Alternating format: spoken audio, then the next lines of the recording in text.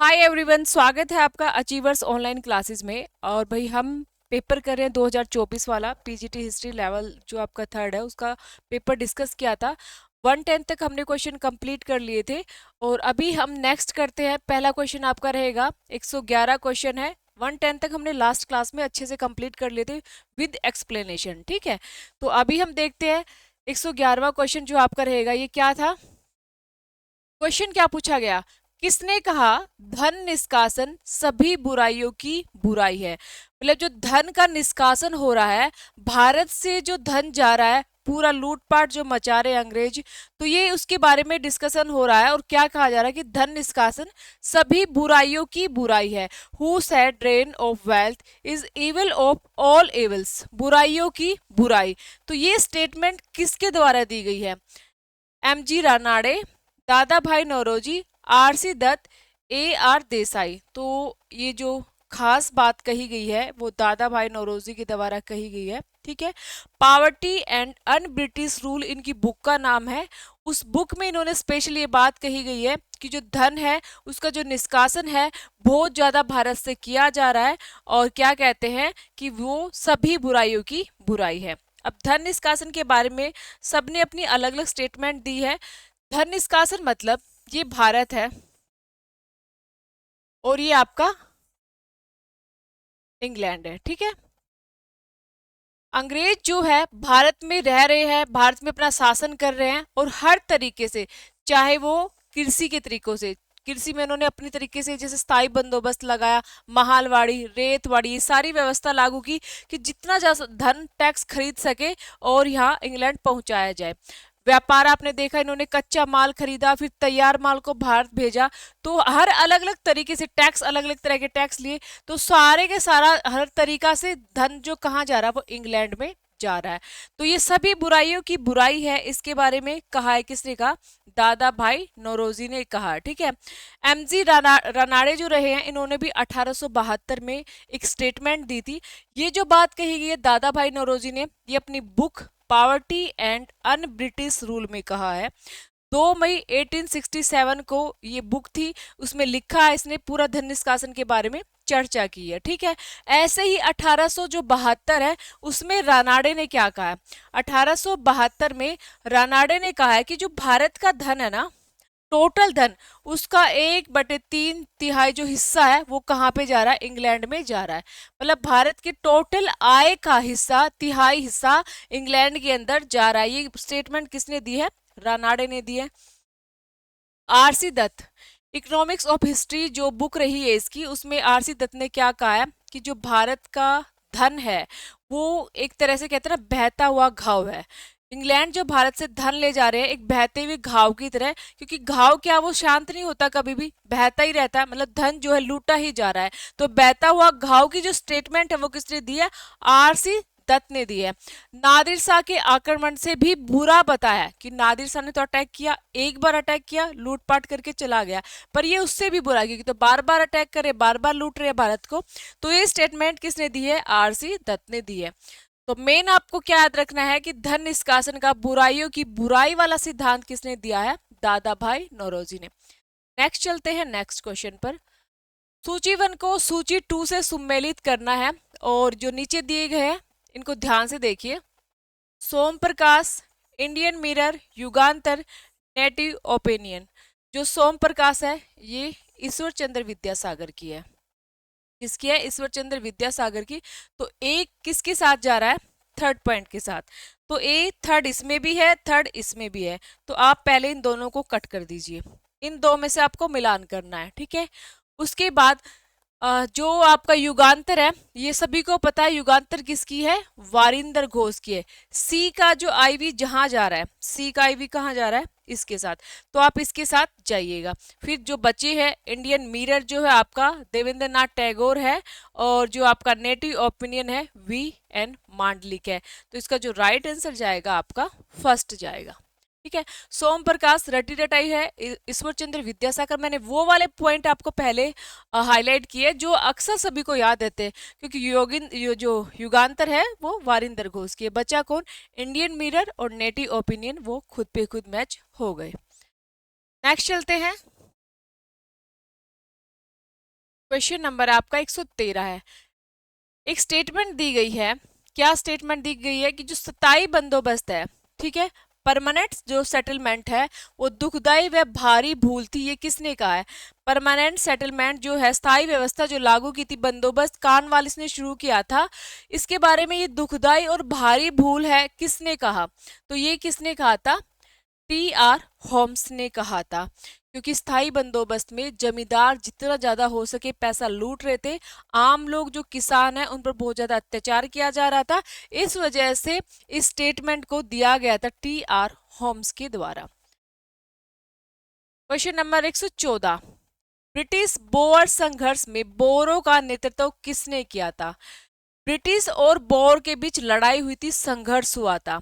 ठीक, एक जो लड़ाई हुई थी वो 80 से 81 तक हुई थी, और दूसरी है जो 89 से 91 तक हुई थी। तो दो बोअर युद्ध हुए थे। तो उसमें ये पूछ रहा है कि इन दो बोअर युद्ध में, आप क्वेश्चन का आंसर साथ साथ दे सकते हैं भाई, जो भी जिसको भी आंसर आ रहा है, तो आपको लग रहा है कि हमें आंसर आ रहा है, तो वो साथ साथ 1 मिनट 1 सेकंड के लिए मैं रुक सकती हूँ, आप अपना क्वेश्चन का आंसर साथ साथ दे सकती हो। ठीक है, तो ये आपका जो रहेगा, बोर युद्ध 80 से 81 तक और दूसरा 89 से 92 तक हुआ था।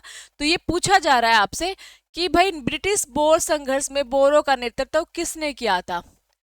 तो इसमें से कोई भी नहीं है, ना सेसिल रोड्स है, ना अल्फ्रेड मिलनर है, ना लॉर्ड किचनर है, बस एक ही व्यक्ति है, वो है पॉल क्रूगर। ठीक है, और ये भी कौन से युद्ध का कर रहा है?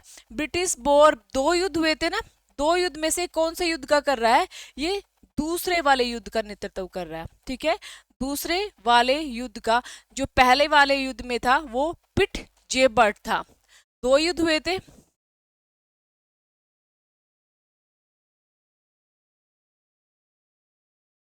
बोर जो दो युद्ध हुए थे मैंने बताया, एक 81 था, ठीक है, और जो दूसरा था वो 1889 से 91 तक था। तो जो पहले का नेतृत्व कर रहा था वो पिट जेबर्ट, ठीक है, और जो दूसरे वाले का अभी हमने पढ़ा वो नेतृत्व कर रहा था। तो हमेशा जो क्वेश्चन पूछा जाता है, या तो इनकी डेट पूछी जाती है कि भी पहला जो बोर संघर्ष कब होता है, या सेकंड वाला कब होता है, और फिर दूसरे नंबर पे इनका नेतृत्व कौन कर रहा था। ठीक है, बोर क्या थे भाई? ये एक अफ्रीका के किसान भी माने जाते, जो अफ्रीका के किसान थे, या फिर जो डच है, जर्मनी है, फ्रांस है, इनके जो प्रवासी है वो ब्रिटेन में जाके बसे हुए थे। तो वहां इनको लेकर जो संघर्ष हुआ था, युद्ध हुआ था, अंग्रेज जो काले रंग के व्यक्तियों के साथ, एक तो इनका मेन मुद्दा था काला गोरा वाला, ठीक है, दूसरा ये जो जमीनें थी, खान थी, उन पर अधिकार करना चाहते, जो सोने की खान थी जो ढूंढी गई थी बोरों के द्वारा, उनका जो एरिया था वहां पर वो रहते थे, उन पर इंग्लैंड वासियों ने अधिकार कर लिया था। ये भी एक युद्ध बोर जो इंग्लैंड के संघर्ष का कारण बताया जाता है। ठीक है, तो ये एक अलग से ही टॉपिक है, ब्रिटिश बोर संघर्ष।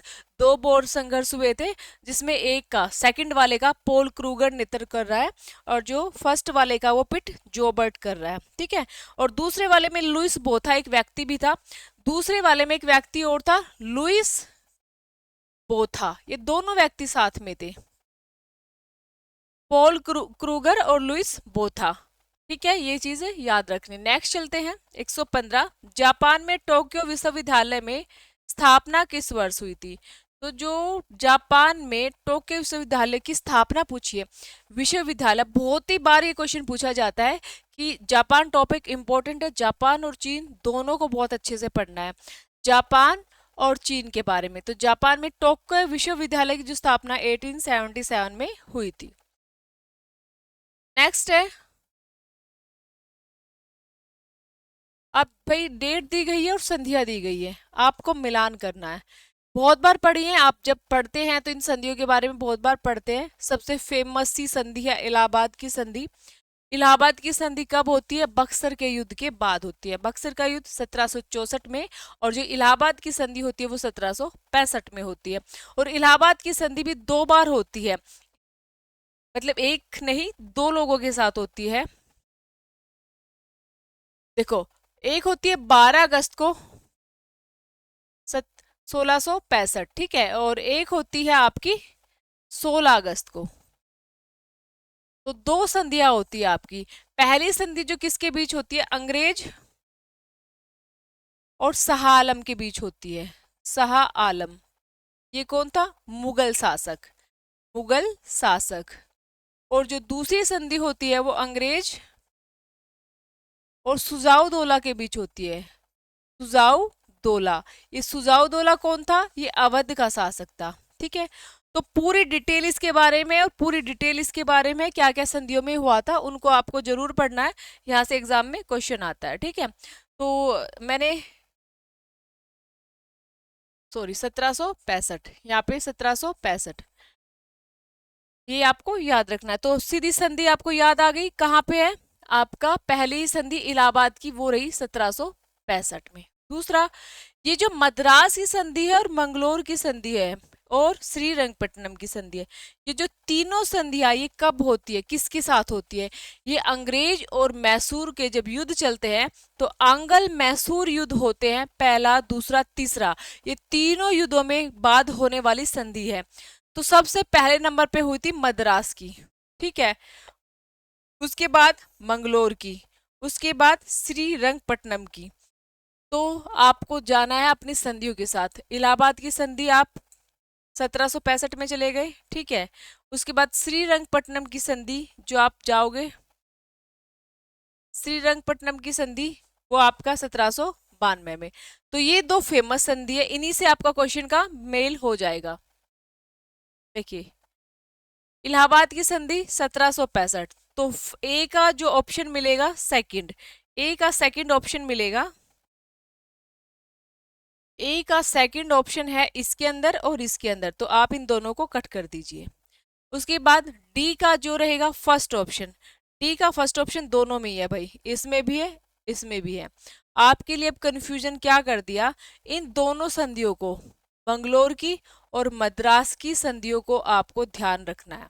ठीक है, अगर एक भी कई बार क्या होता है कि एक दो ऑप्शन से ही क्वेश्चन मिल जाता है, कई बार बहुत डिटेल में जाने के बाद आपको क्वेश्चन मिलता है, पूरे चार ऑप्शन आपको पता होने चाहिए तब जाके आपका क्वेश्चन मिलता है। तो इसमें आपको चारों के चारों ऑप्शन पता होने चाहिए। तो पहला ऑप्शन जो रहेगा आपका वो मद्रास की संधि है। कब थी मद्रास की संधि,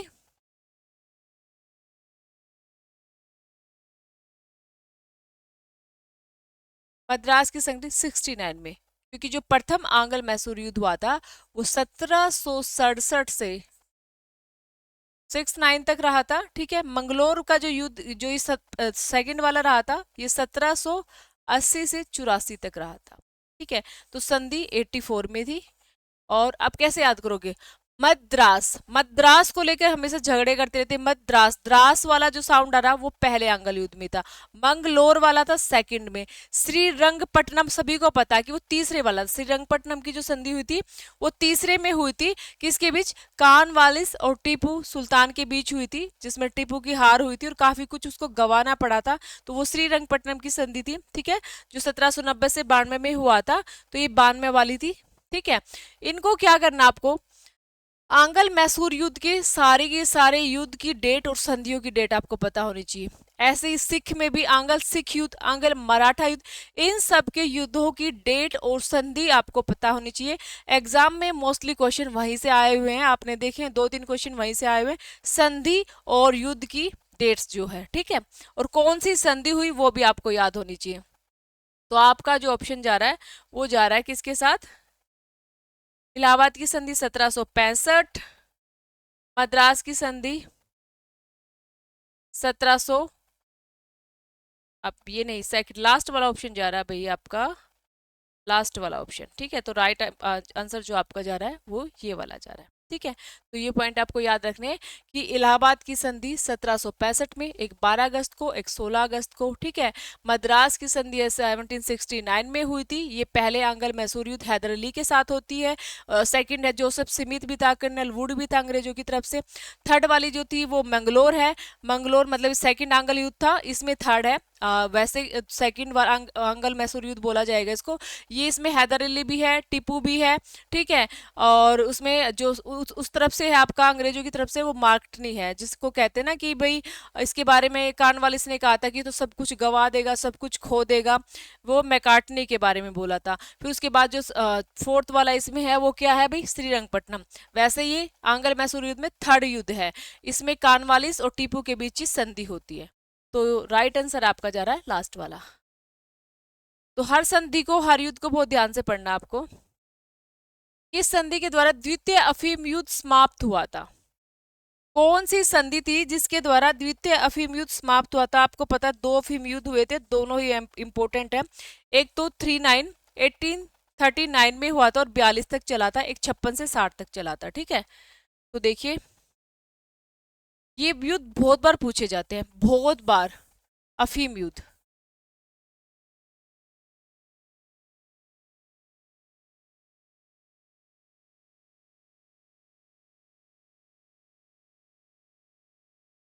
ये पहला और ये द्वितीय, 2 अफीम युद्ध हुए थे, ठीक है।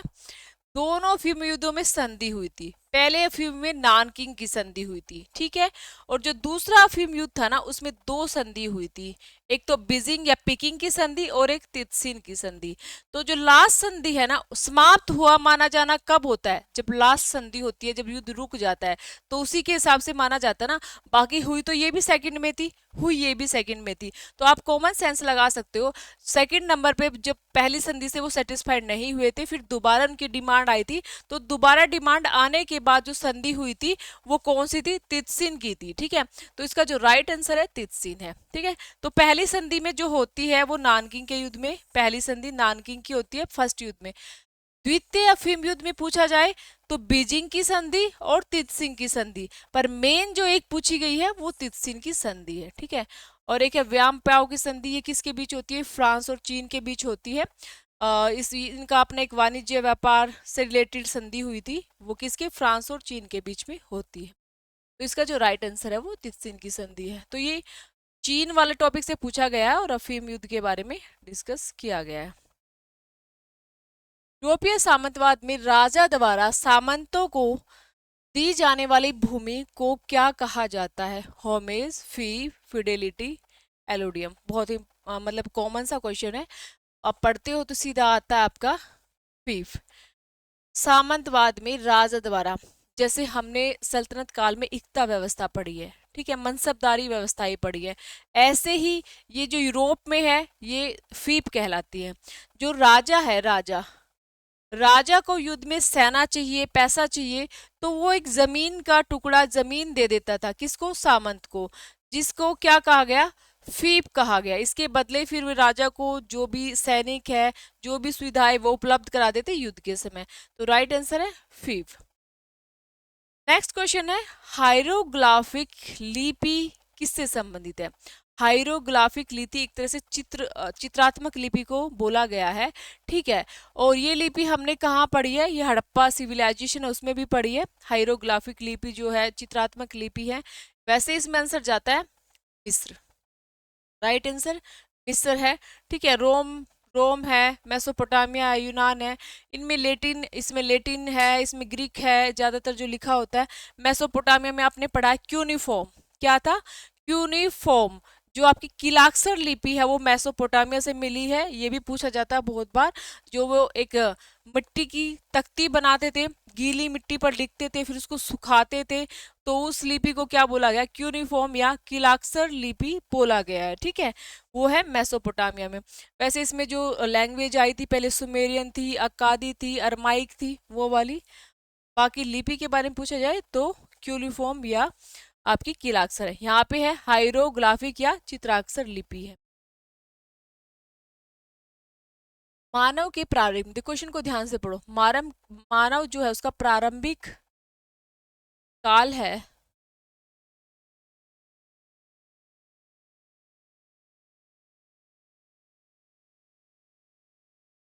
मानव का जो प्रारंभिक विकास काल, जो इसका जो human development also know as पहला प्रारंभिक,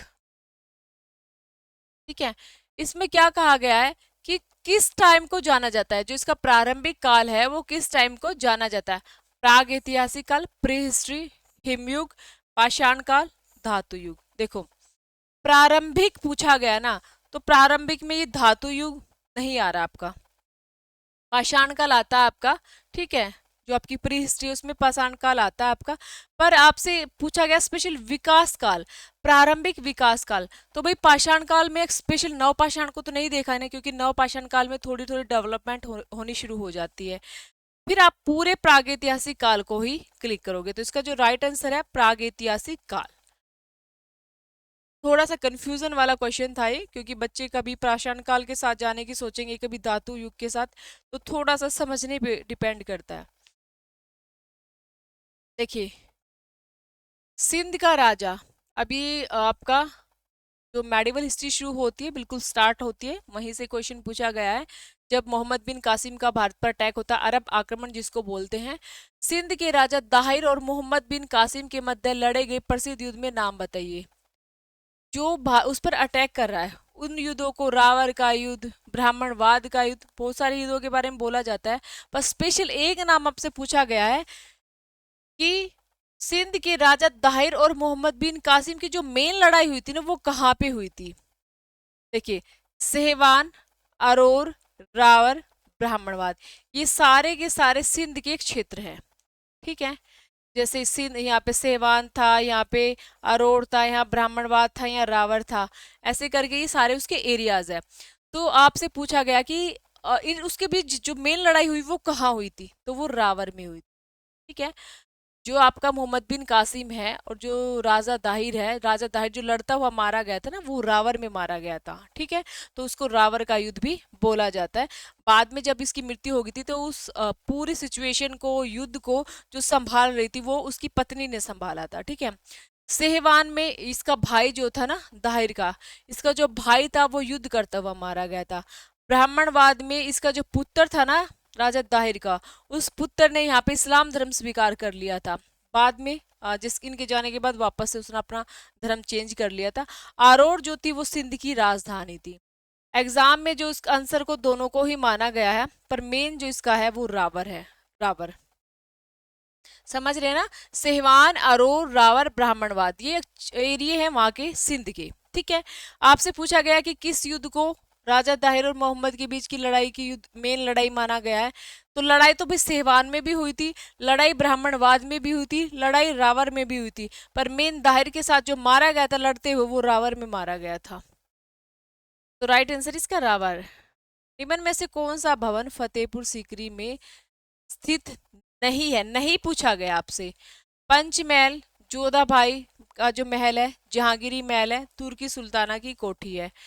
तो ये जो फतेहपुर सीकरी में पंचमहल भी है, जोधाबाई का महल भी है, तुर्की सुल्ताना की कोठी भी है, पर जहांगीरी महल फतेहपुर सीकरी में नहीं है, ये आगरा में है। तो एक ध्यान रखने वाली चीजें हैं कि फतेहपुर सीकरी में बहुत सारी चीजें थी, बहुत सारी, जैसे दीवाने आम, दीवाने खास, पंचमहल, बीरबल का जो महल है वो भी यही था, मरियम का महल, तुर्की सुल्ताना का महल, जोधाबाई का महल, ठीक है। ये सारे के सारे कहाँ थे, फतेहपुर सीकरी में थे। बुलंद दरवाजा, पर जो जहांगीरी महल है ये नहीं था, ये कहाँ पे था, ये आपके आगरा में। नेक्स्ट क्वेश्चन जा रहा है आपका, बौद्ध संघ में प्रवेश को क्या कहा जाता है। पातिमोक्ष, उपसंपदा, परवजा, उपोषद। जब हम बौद्ध धर्म को पढ़ते हैं ना, वहीं पर जब ये स्पेशली मेंशन किया होता है कि जब उसमें एंट्री की जाती है उस समय जो भिक्षु उसको क्या बोला जाता है, जब वो घर छोड़ता है तो उसको क्या बोला जाता है। तो वही चीज आपसे पूछी गई है कि संघ में प्रवेश को क्या कहा जाता है। देखिए पातिमोक्ष, उपसंपदा, परवजा, उपोषद। तो जो उपसंपदा है वो बौद्ध संघ में प्रवेश को कहा जाता है। परवज्जा क्या था, परवज्जा था जो आपका घर छोड़ा गया था ना, जाना हो तो जाओ नीचे बेटा, इसको नींद आ रही है। जो प्रवज्जा रहेगा ना, प्रवज्जा घर को छोड़ना, जैसे घर छोड़ा उसको क्या बोला गया, प्रवज्जा बोला गया, घर छोड़ना प्रवज्जा, ठीक है। मतलब आप घर से निकल चुके ये सोच के कि भी मुझे अब बौद्ध धर्म में जाना है, बौद्ध धर्म में एंट्री करनी है, मुझे सब कुछ छोड़ देना है, बौद्ध धर्म की तरफ ही जाना है, तो उसको प्रवज्जा बोला गया है। उसके बाद आप उसमें एंट्री हो कर चुके हो और उसके मेंबर बन चुके हो, सदस्य बन चुके हो, संघ में प्रवेश कर चुके हो, तो उसको उपसंपदा कहा गया। पातिमोक्ष क्या था? तो राइट आंसर हमारा क्या है? उपसंपदा। पातिमोक्ष पूछा जाए क्या था? पातिमोक्ष, पातिमोक्ष एक बुक्स है, उसके अंदर नियम नियम वगैरह थे, जिसके अंदर जो भिक्षु है भिक्षुणी है उनके बारे में आचार नियम उनके बारे में सब कुछ लिखा हुआ था। वो किसके अंदर था? वो पातिमोक्ष के अंदर था। और उपोषित एक तरह से सफेद वस्त्र जब वो धारण करते हैं, जैसे उनका व्रत होता है या उनका कोई धार्मिक उत्सव होता है, और जब वो सफेद वस्त्र धारण करके जो कार्य करते हैं उसको उपोषित कहा जाता है। तो राइट आंसर आपका उपसंपदा। बाकी आप चारों पॉइंट मैंने आपके क्लियर कर दिए। नेक्स्ट है आपका,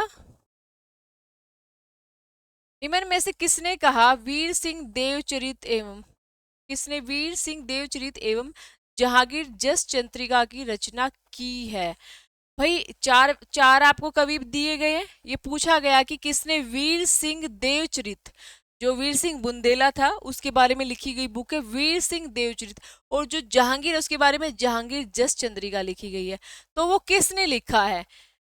कवि केशवदास, कवि लाल भूषण और तुलसीदास। तो ये सारे की सारी जो बातें हैं वो किसने लिखी, सॉरी सारी की सारी बुक्स है वो किसने लिखी है? वो कवि केशवदास के द्वारा लिखी गई है। किसके द्वारा लिखी गई है? कवि केशवदास के द्वारा लिखी गई है। हम्म, जो कवि केशवदास है ना उसको कठिन काव्य का प्रेत कहा गया है, और उसने कवि प्रिया भी लिखा है। क्या लिखा है? कवि प्रिया भी इसने लिखा है। कठिन काव्य का प्रेत पूछा जाए किसको कहा गया है? तो कवि केशवदास को कहा गया है। दूसरा आपसे पूछा जाए कि जो कवि प्रिया, ये दो तो हमें पता चल गई, वीर सिंह देवचरित और जहांगीर जस चंद्रिका। और ये पूछा जाए आपसे कि भाई कवि प्रिया भी किसने लिखी है? तो कवि प्रिया भी इसी के द्वारा लिखी गई है। उसके बाद तुलसीदास है, तुलसीदास ने आपकी गीतावली लिखी है, दोहावली लिखी है, कवितावली लिखी है, सारी किसने लिखी है? तुलसीदास। विनय पत्रिका, कवितावली, दोहावली, विनय पत्रिका, और किसके दरबार में थे? तुलसीदास जो है अकबर के दरबार में था। ये सारी तुलसीदास के द्वारा लिखी गई है। ठीक है, और बाकी जो हमने जो पढ़ी है वो किसके द्वारा लिखी गई थी? बाकी कौन बचा भाई आपका? कविलाल। कविलाल ने भी भाई छत्र प्रकाश लिखी है। कविलाल जो है इसने भी छत्र प्रकाश,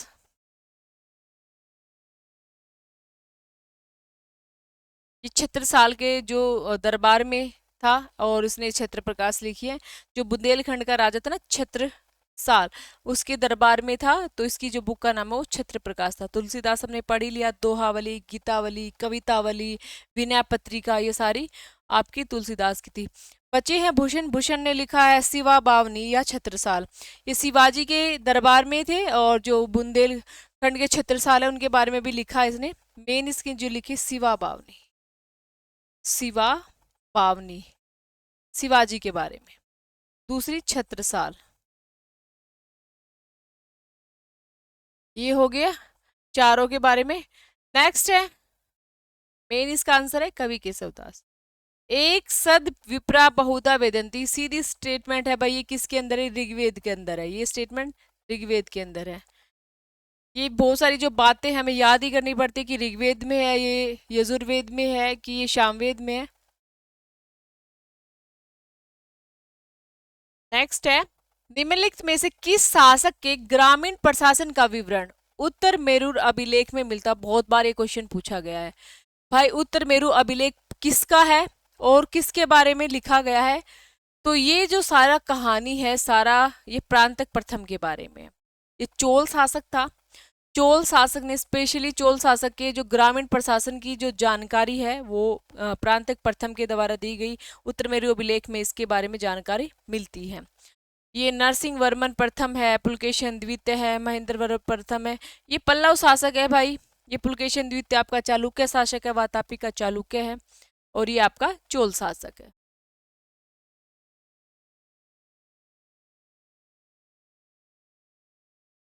निम्नलिखित युगम जो दिए गए हैं आपको मिलान करना है, ये वेरी इंपॉर्टेंट है, बहुत बार पूछे जाते हैं भाई।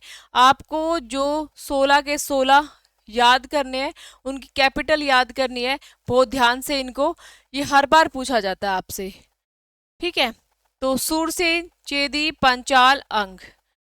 तो सुरसेन मथुरा, चेदी काम्पिले, ये गलत है, क्योंकि चेदी की जो कैपिटल रही है वो कौन सी रही है, चेदी की सुक्तिमती या सोतीमती। ठीक है, ये इसकी कैपिटल रही है, बाकी सब ठीक है, नहीं वाला ऑप्शन आपसे पूछा गया है। पांचाल की अहिछत्र, अंक की चंपा है। तो ये 16 महाजनपद और उनकी कैपिटल वेरी वेरी इंपॉर्टेंट, एक बार जरूर रीड करके जाना, कोई भी क्वेश्चन एग्जाम में पूछा जाता है। निम्न में से किसे शेख हुसैनी गेसुदराज ने खानका स्थापित की थी? कह रहे कि निम्न में से कहाँ, कहाँ पर जो गेसुदराज है उसकी जो दरगाह थी वो कहाँ पर थी, खानका कहाँ पे थी? बहराइच, ग्वालियर, दिल्ली, गुलबर्गा। तो गेसुदराज की कहाँ थी? गुलबर्गा में। कहाँ पे थी गेसुदराज की? गुलबर्गा में थी। ठीक है, और उसके बाद दिल्ली में किसकी है? निजामुद्दीन औलिया की। दिल्ली में जो दरगाह पूछी जाए तो वो किसकी है? निजामुद्दीन औलिया की। बचा क्या? बहराइच और आपका ग्वालियर। बहराइच में जो है आपकी सैयद सालार मसूद की है, सैयद सालार।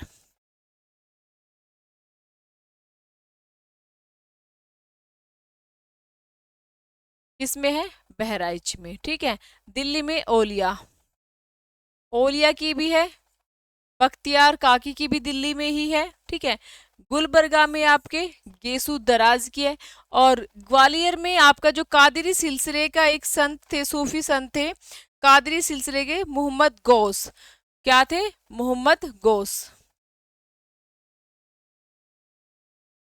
मोहम्मद गौस ग्वालियर में है, सैयद सलार मसूद है बहराइच में है, ओलिया और बख्तियार काकी दिल्ली में है दरगाह इनकी खानका, और गुलबर्गा में आपकी गेसू दराज की है। मध्य पाषाण काल में एक स्थल है, साइट है, सराय नहार राय। ये आपको जो पाषाण काल वाला टॉपिक है बहुत अच्छे से पढ़ना है, बहुत अच्छे से याद करना है। ठीक है, और जो आपका मध्य पाषाण काल में जो पूछा जाए ना आपके सराय नहर कहाँ पे है, तो ये आपका यूपी में है।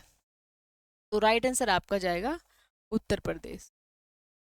नेक्स्ट आपका रहेगा क्वेश्चन, प्राचीन भारत में निम्नलिखित राजवंशों को कालक्रम आपको लगाना है। ठीक है, तो देखिए बहुत ही इजी क्वेश्चन है। सबसे पहले आपका हर्यक वंश आएगा। ठीक है, हर्यक वंश है, सभी को पता है। हर्यक वंश के बाद सीधा आपका मौर्य वंश आएगा, मौर्य वंश के बाद शुंग वंश, और उसके बाद आपका सातवाहन वंश। तो आप देख लीजिए, डी के साथ जा रहा है आपका बी, डी के साथ बी, ये दोनों में है। उसके बाद आपका जा रहा है ए, ये आपका राइट आंसर। निम्नलिखित में से कौन सा यजुर्वेद का ब्राह्मण ग्रंथ है? चारों वेद हैं, चारों वेदों के अपने ब्राह्मण ग्रंथ हैं। जैसे आप ऋग्वेद में पढ़ते हो, ऋग्वेद का कौशिकी और ऐतराय है। ठीक है, अथर्ववेद का पढ़ोगे, अथर्ववेद का गोपथ है।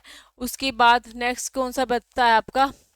यजुर्वेद और सामवेद। ठीक है, जो आपका यजुर्वेद का है वो सतपथ है और सतपथ है और तैत्रीय है। ठीक है, यजुर्वेद का।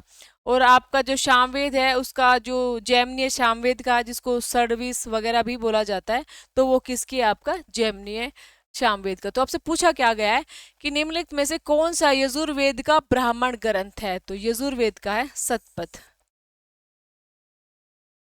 यजुर्वेद का सतपथ। ये किसका? आपका ये अथर्ववेद का है, अभी हमने डिस्कस किया। ऐतराय और कौशिक की जो है वो आपका ऋग्वेद की है, जैमिनी जो है आपका सामवेद का है। तो बचा कौन? आपका सतपथ। ठीक है, ये आपके यजुर्वेद का है। ठीक है, क्योंकि एक शुक्ल यजुर्वेद है, कृष्ण यजुर्वेद है। शुक्ल यजुर्वेद का है सतपथ, और कृष्ण जो यजुर्वेद का है उसका है तैत्रीय है। ठीक है, और पंचवीस और षड्विश जो है वो आपके सामवेद के हैं। जैमिनी अभी आपका सामवेद का है। ये वाला बहुत बार पूछा जाता है, ऐतराय और कौशिक की है, ये ऋग्वेद का है, याद कर लेना। गोपथ बस एक सिंगल अर्थवेद का है, अथर्ववेद का है। शतपथ आपका जो और तैतृय है वो यजुर्वेद के है। षड्विश, पंचविश और जैमिनी है ये आपके सामवेद के। निम्नलिखित में से किस सल्तनत शासक ने राजस्व का वार्षिक अनुमान, क्वेश्चन पूछा गया है राजस्व का वार्षिक अनुमान, जो सारे पैसे की टोटलिंग कर रहा था ना, अभी इतने लाख रुपए की आमदनी मेरे कारखानों से होती है, इतने लाख रुपए की आमदनी मेरे क्या बोलते हैं कृषि से होती है, ये जो सारा हिसाब दे रहा था ना, आप देखा होगा आपने पढ़ा होगा, ये फिरोज शाह तुगलक दे रहा था। ठीक है, तो ये जो राइट आंसर है, राजस्व का वार्षिक अनुमान जो कर रहा था वो फिरोज शाह। अलाउद्दीन खिलजी ने सिर्फ मसाहत पद्धति मतलब पूरी धरती का माप पैमाइश करवाई थी और वास्तविक अनुमान के आधार पर उसने टैक्स लिया था। मोहम्मद बिन तुगलक के बारे में उसने अकाल संहिता शुरू की थी और तकावी ऋण दिया था, सोंधरा ऋण दिया था, ये इसके बारे में बलबन ने ऐसा कुछ बहुत डिटेल में किया नहीं। एम्फोरा का संबंध, एम्फोरा जब हम पढ़ते हैं, हमने पढ़ा वर्ल्ड हिस्ट्री में, एम्फोरा एक मृद भांड था जिसके दोनों तरफ हत्थे लगे हुए थे, जिसमें शराब वगैरह कुछ तरल पदार्थ या अंगूर से बनने वाली जो शराब वगैरह है उसका प्रयोग किया जाता था। रोम में बहुत सारे मिले हैं ये, तो ये जो सारा था एम्फोरा मिशर, तो ये एम्फोरा वाला जो है ये मृद भांड है, तो राइट आंसर इसका जो है मृद भांड। नेक्स्ट है दिल्ली के निम्नलिखित मुगल बादशाहों को कालक्रम अनुसार में व्यवस्थित करना है आपको। तो देखिए सीधा सीधा क्वेश्चन है, सबसे पहले बहादुर शाह प्रथम बैठा था, बी। उसके बाद आपका जहांदार शाह बैठा था, सी।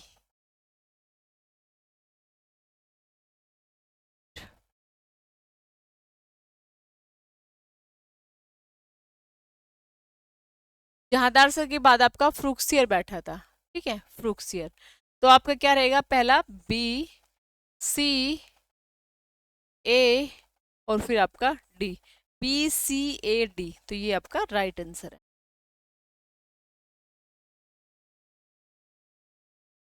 नेक्स्ट क्वेश्चंस, महात्मा बुद्ध की सुल्तानगंज की प्रसिद्ध मूर्ति निम्न में से किससे निर्मित थी। ये क्या कह रहा है कि जो सुल्तानगंज में मूर्ति मिली है ना, सुल्तानगंज में जो मूर्ति मिली है महात्मा बुद्ध की, वो किस चीज की बनी हुई थी, क्या वो लाल बलुआ पत्थर की बनी हुई थी, क्या हाथी के दांत की, क्या ताम्र की, क्या लकड़ी की। तो देखो लकड़ी की तो ऐसी कोई मूर्ति नहीं मिली है, कुछ थोड़े बहुत लुम्बिनी कपिलवस्तु में मंदिर वगैरह के बाद में अवशेष मिले हैं, मगर ऐसी कोई मूर्ति वगैरह नहीं मिली है। ठीक है, हम्म, तो हाथी के दांत का जो मूर्तियां वगैरह नहीं मिलती, ये वैलिड नहीं है, यहाँ पे इसका कोई व्यापार नहीं होता भारत में। उसके बाद बची क्या, लाल बलुआ पत्थर और आपका ताम्र। ठीक है, लाल बलुआ पत्थर की सुल्तानगंज में कोई मूर्ति नहीं मिली है, तो आपका जो राइट आंसर है वो जाता है आपका ताम्र की। तो सुल्तानगंज से जो प्रसिद्ध मूर्ति मिली है महात्मा बुद्ध की, वो ताम्र की मिली है।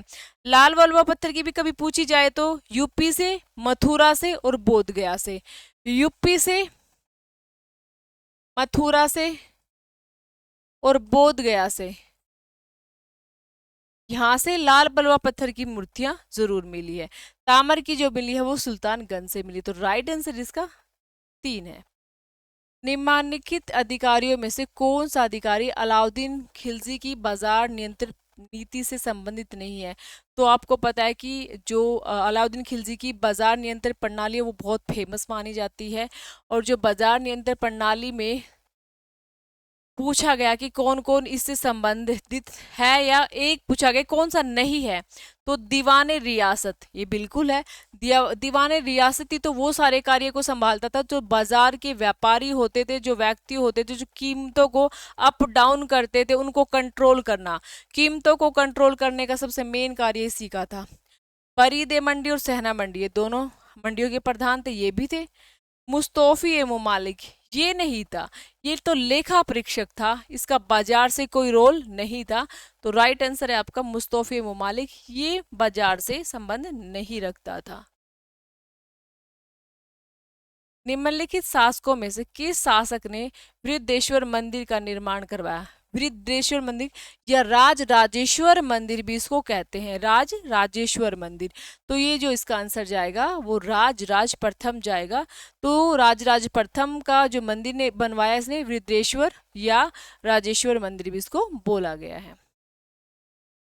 नेक्स्ट है आपका, निम्नलिखित गुरुओं में से खालसा पंथ के संस्थापक कौन थे?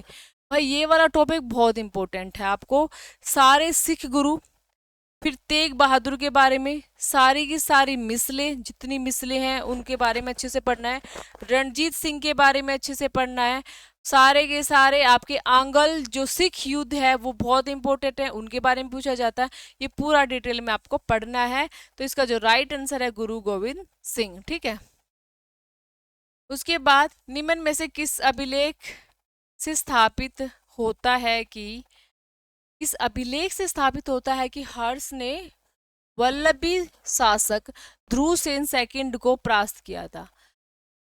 और ये जो हर्ष है ये वल्लभी शासक ध्रुवसेन सेकंड को पराजित करता है, इसकी जानकारी हमें कहाँ से मिली है? तो इसकी जानकारी हमें नवसारी ताम्रपत्र अभिलेख से मिलती है कि वो वल्लभी के जो शासक है ध्रुवसेन द्वितीय उसको वो पराजित कर रहा है।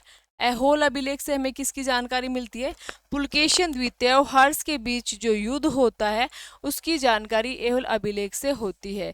बांसखेड़ा ताम्रपत्र और मधुबन ताम्रपत्र इनका संबंध भी हर्ष से ही है, ठीक है।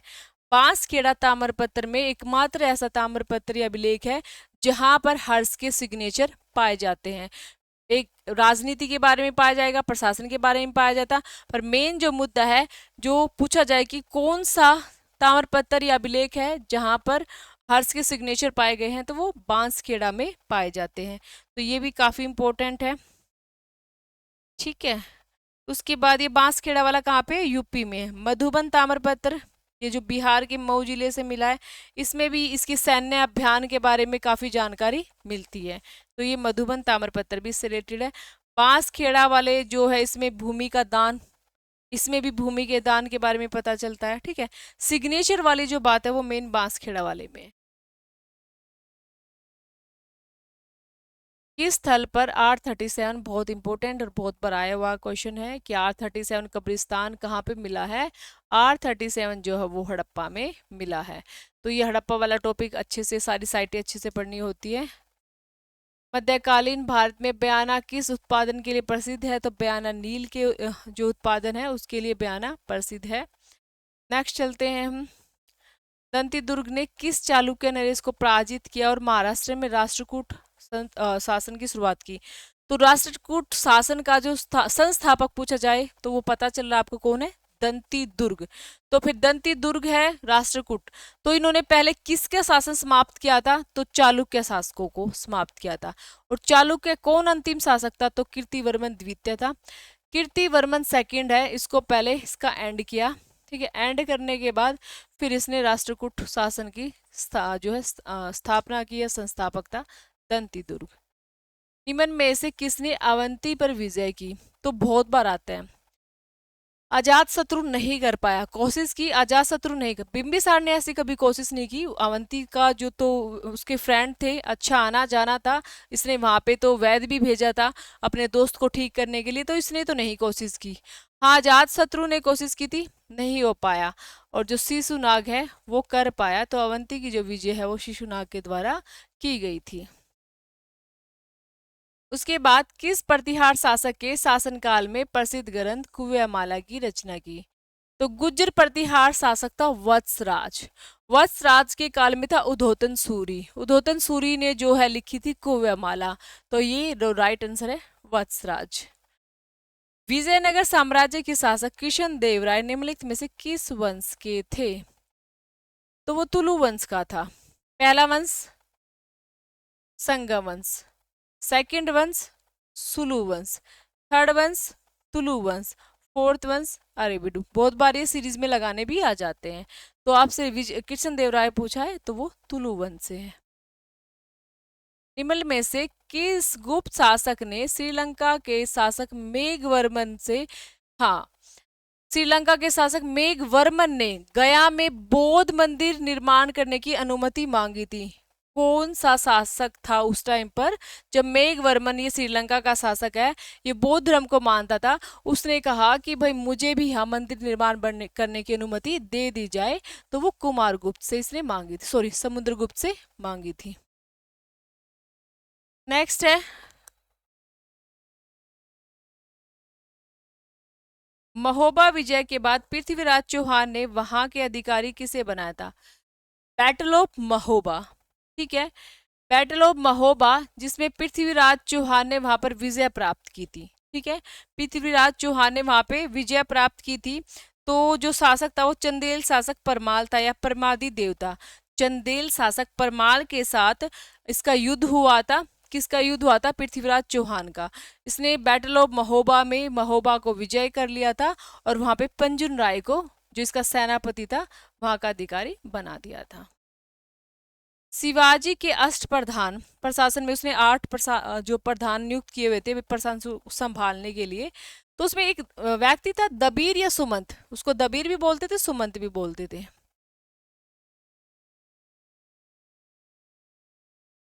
दबीर या सुमंत, इनका प्रमुख कार्य क्या था? विदेशी मामलों को निपटाना, सेना से संबंधित कार्य, धार्मिक मामलों को सुलझाना, लेखा और वित्तीय परीक्षण। जो विदेशी मामलों का निपटारा करना दबीर और सुमंत का कार्य था। ठीक है, तो राइट आंसर आपका फर्स्ट है। सेना का सर ए नौबत या सेनापति था। धार्मिक मामलों को सुलझाने वाला पंडित राव था। लेख और जो वित्तीय मामले हैं उनको अमात्य या मंजूमदार कहा गया था। ठीक है, तो ये चार ऑप्शन आपको याद रखने हैं। निम्न में से अशोक ने किस वृत्त शिलालेख में वचोगुति, बहुश्रुता और समवाय बल दिया है? ये तीनों जो वर्ड का यूज है वो उसने कौन से अभिलेख में किया है? देखियो, आपको जो अशोक के अभिलेख है, चाहे उसमें गुहा अभिलेख जैसे गुफाओं में लिखे गए हैं, चाहे आपके स्तंभ अभिलेख जो पिलर पे लिखे गए हैं, ठीक है, ये सारे के सारे अभिलेख आपको स्तंभ लेख है और गुहा लेख है और आपके शिला लेख है जो पत्थरों पर लिखे गए हैं, सारे आपको बहुत अच्छे से पढ़ने हैं। एग्जाम में यहाँ से क्वेश्चन आता ही आता है। ठीक है, एग्जाम में यहाँ से क्वेश्चन आता ही आता है। तो ये राइट आंसर है इसका थर्ड वाला। तो अशोक से रिलेटेड ये सारे आपको पढ़ने ही पढ़ने, एक बार आपको बेसिक बेसिक सा पढ़ के जरूर जाना है। निम्नलिखित भाषाओं में से बाबरनामा मूल रूप से किस भाषा में लिखी गई है? भाई ये तो सभी को पता है, बाबरनामा तुर्की भाषा में है और जो जहांगीरनामा वो फारसी भाषा में है। और एकमात्र ये दो ही मुगल शासक थे जिन्होंने अपनी आत्मकथा लिखी है। हालांकि बाद में जो बाबरनामा का तुर्की भाषा से अनुवाद किया गया था 4 बार, तो फारस में, फिर फारसी से अंग्रेजी में, ऐसे ट्रांसलेट होता होता चला गया। तो मेन हमसे बाबरनामा के मूल रूप के बारे में पूछा है, तो आपका तुर्की। जहांगीर की पूछी जाए तो जहांगीरनामा। बाद में तुर्की से फारसी का 4 बार अनुवाद हुआ था, 2 बार हुमायूं के टाइम में पायंदा के द्वारा, और फिर उसके बाद अब्दुल रहीम खाने खाना ने अकबर के टाइम में, तुर्बाती ने शाहजहां के टाइम में, ऐसे 4 बार इसका अनुवाद किया है फारसी भाषा में। ठीक है, तो भाई हमारे जो क्वेश्चन आंसर है वो कंप्लीट हो चुके हैं। 150 क्वेश्चन थे हमारे, मतलब 90 से 50 तक, 150 तक, तो 60 क्वेश्चंस कंप्लीट हो चुके हैं। इन 60 क्वेश्चनों में मैंने आपको शायद 100 आंसर और साथ में ऐड करके समझाने की कोशिश की है कि भाई ये भी हो सकता है, ये भी हो सकता है, और ऐसे इसका भी ऑप्शन आप याद कर सकते हो, इसका भी ऑप्शन। तो वो सब चीज़ें आप ध्यान से पढ़ना और अपनी पढ़ाई कंटिन्यू करना। नेक्स्ट हम कोई भी और पेपर डिस्कस करने के लिए लेके आएंगे। Okay, bye bye.